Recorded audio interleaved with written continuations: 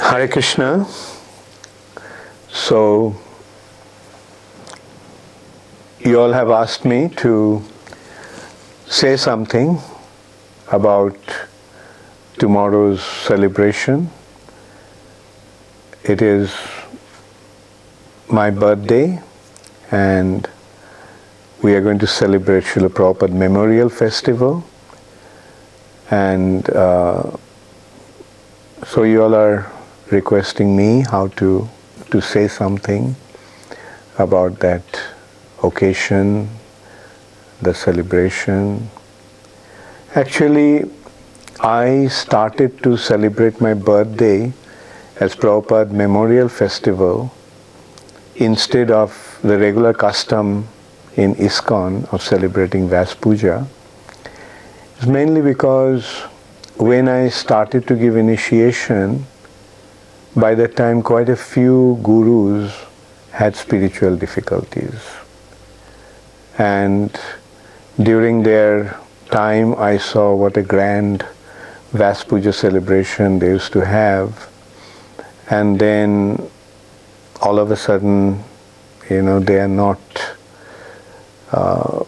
treated as a spiritual master anymore because they had spiritual difficulties. And it was a difficult time in ISKCON actually, because so many devotees lost faith, and they lost faith because their spiritual master fell down and they left ISKCON. And as a result of that, ISKCON was going through a major difficulty. So it was around that time that I started to give initiation. And one thing became very clear to me, that that too much worship can lead to a rather unfortunate situation, and that's why I just wanted to play it quite safe. So, and also I remember the first time they were going to celebrate my Vyasa Puja, they made all these arrangements. The arrangements were like those early days, and grand celebration, thousands of people are invited, lots of money was spent and big fanfare. I was feeling very uncomfortable, and at that time I thought to kind of avoid that kind of situation, and I found a very good substitute, I would say, and that was my birthday is also the 17th September is also the day when Srila Prabhupada arrived in America. And that's why I told next year, I just told my disciples who are organizing the Vyasa Puja celebration to turn it into a Prabhupada Memorial Festival.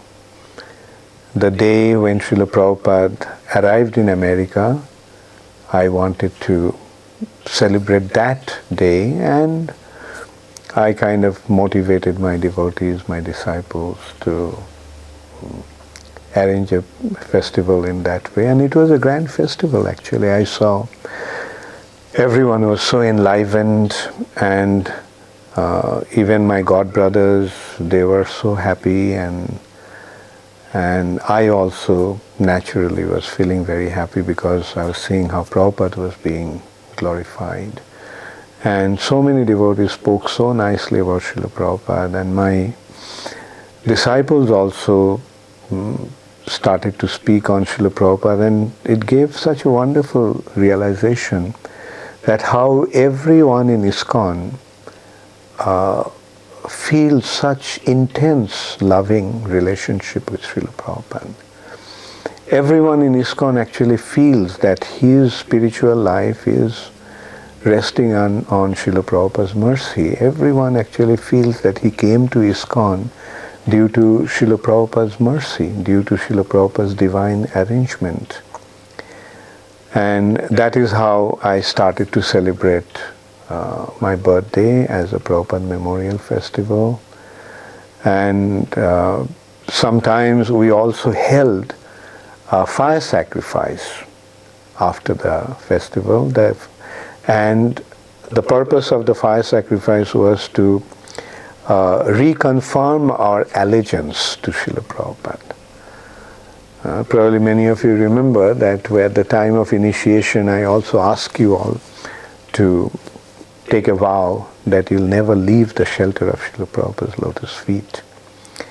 And also I remind you all that as the founder Acharya of ISKCON, Srila Prabhupada is not only the Acharya or the Guru of his disciples, his initiated disciples. As the founder Acharya of ISKCON, Srila Prabhupada is the Guru of all the devotees of ISKCON.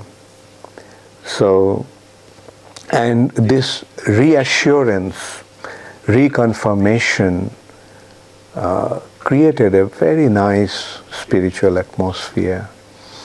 And anyway, so that is how I have been carrying on.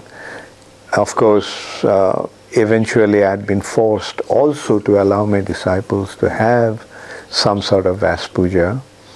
And especially in Ujjain, when we celebrated my Vyasa Puja, my birthday, as Srila Prabhupada's memorial festival, then they requested me also to have a festival in the evening, to celebrate my Vyasa Puja in the evening. And then I started to notice that this evening program became more grand than the morning and noon program, which was Prabhupada Memorial Festival.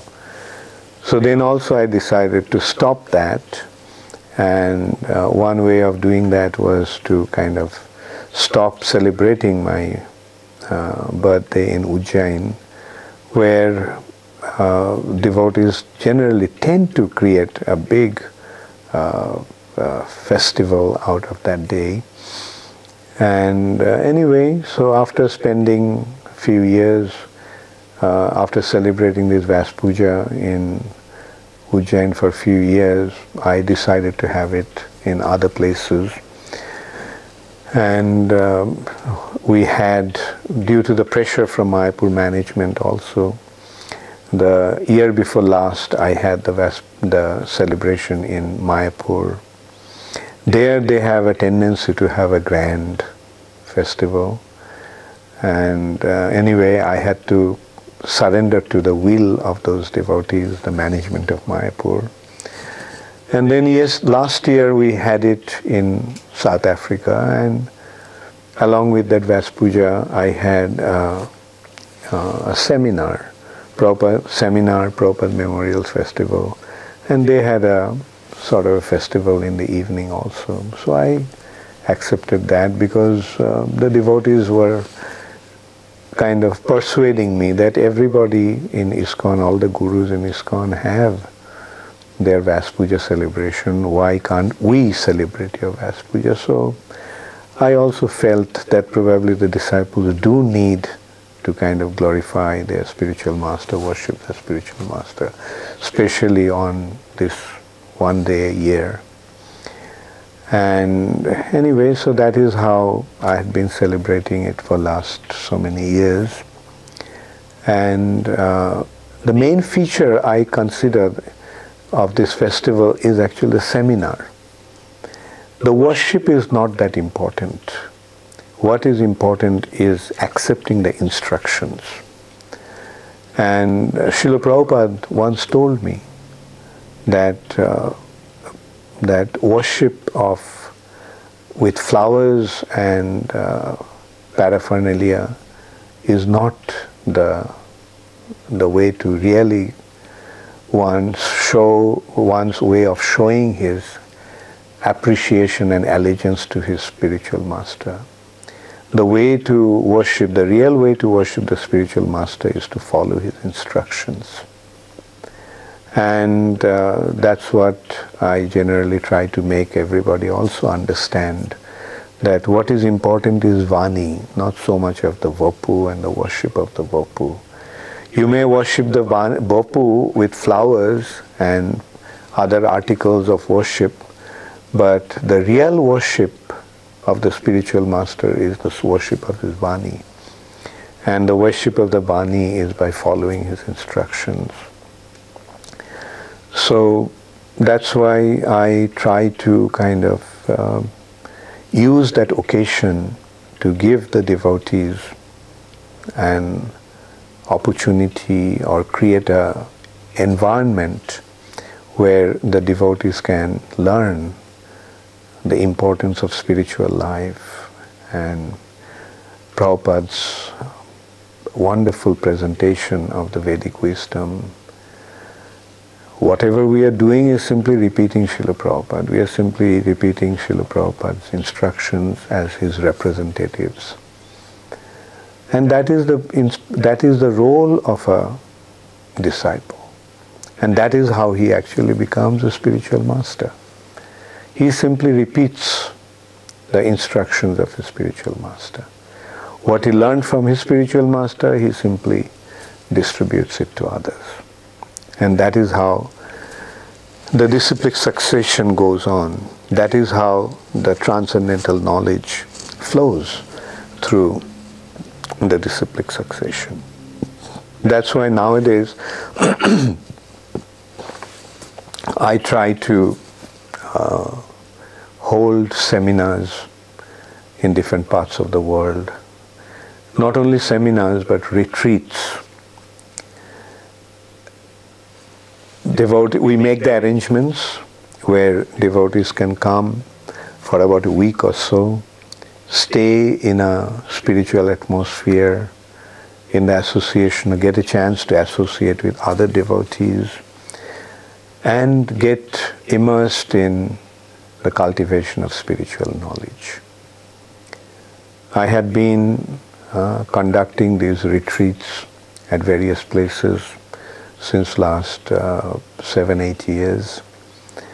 The first one I held was in Switzerland.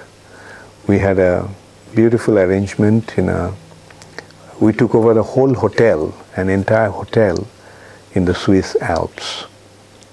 It's actually a skiing resort. So in summer, not many people actually visit those places. And so we got the place at a reasonably economic way. And devotees came from all over. And this is how this started, these retreats. And different years we take different themes.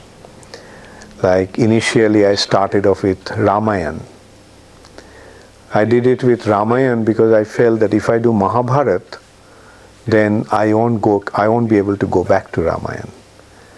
Therefore I started with Ramayana. I also selected a topic like that because I noticed that the devotees are more inclined, more keen to listen to stories than philosophy. Therefore the way to present it was by stories of Ramayana and then Mahabharata. And in this way, different years we are actually selecting different themes, and we are conducting various seminars in different places. Like we generally hold the seminars in Europe, UK, America, South Africa, Australia, Mayapur, Ujjain, Bangladesh also. So anyway, this is how we hold the seminars in different places, the retreats in different places.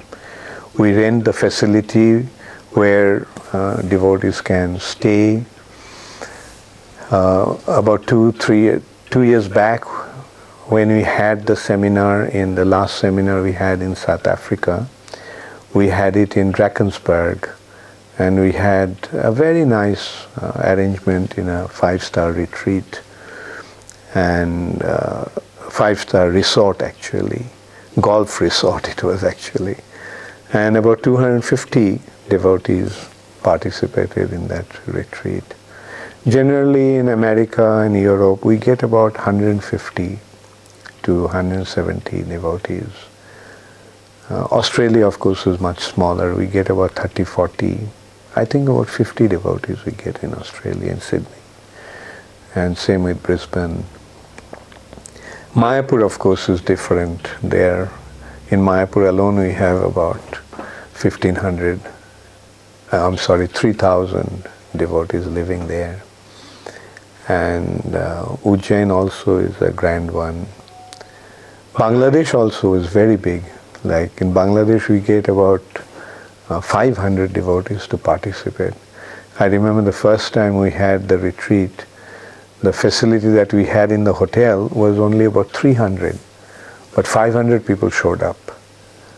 And they were very accommodating. The rooms that were meant for 2 people, about 5, 6 devotees were staying in one room. And it was it was held in a very nice place called Cox's Bazar, which has a beautiful sea, beach, and in Bay of Bengal. And so this is how I travel nowadays and conduct retreats, give seminars. Last year we had a very nice retreat. We had a cruise in Europe that started in Southampton and touched 5 different ports. Like from Southampton we went to Amsterdam, and then 2 ports in Spain and 1 port in France, and then we came back to Southampton again.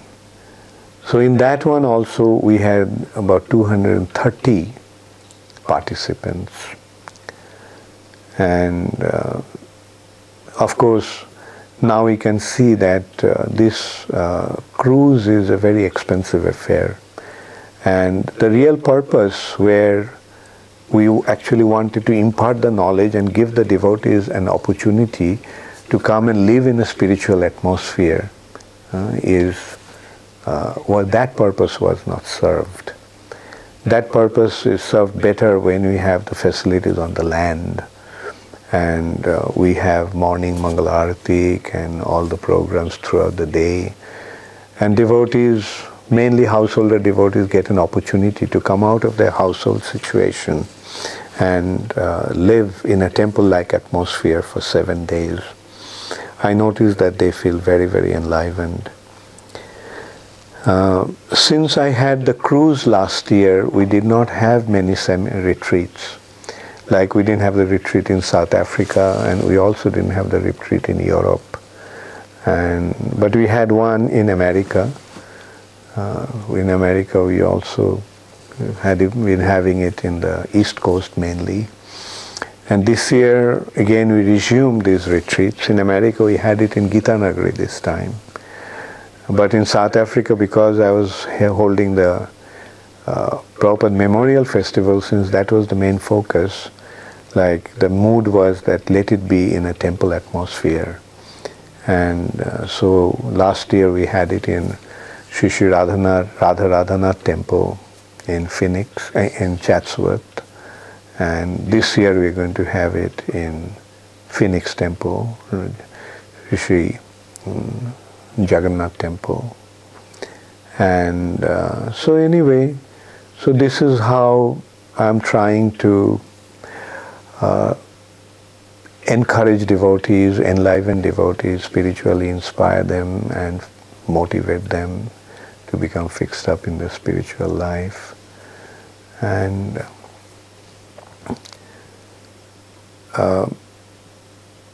this has practically become my project nowadays. I'm not embarking so much into different projects. Like one of the last projects that I embarked on was Abhay Charan, making the movie on Srila Prabhupada's life, making a TV serial. And when I completed that in 2002, I embarked on the project of building Ujjain Temple.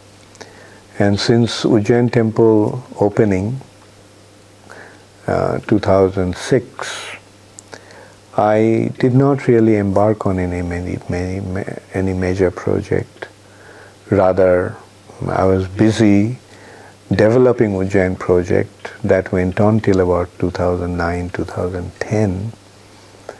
And since then I'm just extensively traveling and preaching. And I like it because I feel that this is the best way to utilize my time and enliven the devotees, or rather utilize my time enlivening the devotees. And this is what I actually learned from Srila Prabhupada. I saw how Srila Prabhupada's main concern actually was to enliven the devotees, motivate the devotees to become fixed up in spiritual life. That's why Prabhupada traveled extensively around the world. Devotees sometimes ask me to write. Well, I was actually writing. The early initial phase of my spiritual life was involved only in translating Srila Prabhupada's books. That's the service Srila Prabhupada gave me, and those days my main service was writing or translating Srila Prabhupada's books. And since then, after completing the translation of Srila Prabhupada's books and offering them to Srila Prabhupada in 1996 during Srila Prabhupada's centennial celebration, I started to get involved in making this biographical video of on Srila Prabhupada's life. And I also thought that that was a kind of translation. Like previously I was translating Srila Prabhupada's books into Bengali language, and now I felt that this is a kind of translation of translating Srila Prabhupada's life into celluloid, into the video.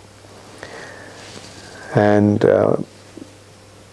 so many different ideas are there. One of the things that I am planning now, which has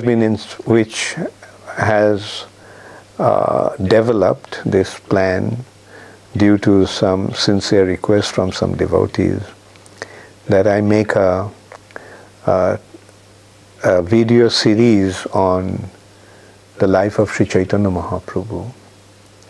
So I'm seriously considering that, and probably that will force me to stay at one place where the shooting will be going on, and that would mean that I'll be spending most of my time in Calcutta and Mayapur, because that's the best place to film the biography and teachings of Sri Chaitanya Mahaprabhu. And so this is how it is going on, and I like to travel. I try to travel and enliven devotees wherever I go. And I feel that this is the obligation that I have towards Srila Prabhupada. This is the way that I can express my sincere gratitude to Srila Prabhupada. So that's why I'm here in South Africa. And I've been here for about 10 days already. And I can see how the devotees appreciate my presence here. The seminar I held here was on the glory of the holy name. And we had 4 sessions, and it was very well attended. And devotees were quite enlivened. So over the weekend we had that seminar. That is Saturday and Sunday we had the seminar. And tomorrow we are going to celebrate Srila Prabhupada Memorial Festival. And then I will move on. Like on 19th I'll leave. And then on my way to Australia I'll stop in Singapore for 3-4 days. Then I'll go to Australia and New Zealand. And then I'll come back to India. I have a few meetings, important meetings to attend. Also from 10th to 13th, a group of devotees, quite a large group, maybe about 150 or 200 devotees will be coming from Calcutta to Ujjain. They're visiting Ujjain for 10th, 11th, 12th, 13th. For 4 days I'll be there. And then I will have to go to Bombay to attend my GBC meeting. And the midterm GBC meeting is starting on the 14th and will go on till about 26th of this month. And then I'm going to go to Vrindavan, and I want to spend the second half of the month of Kartik in Vrindavan. And right after that I'll go to America in November 20th.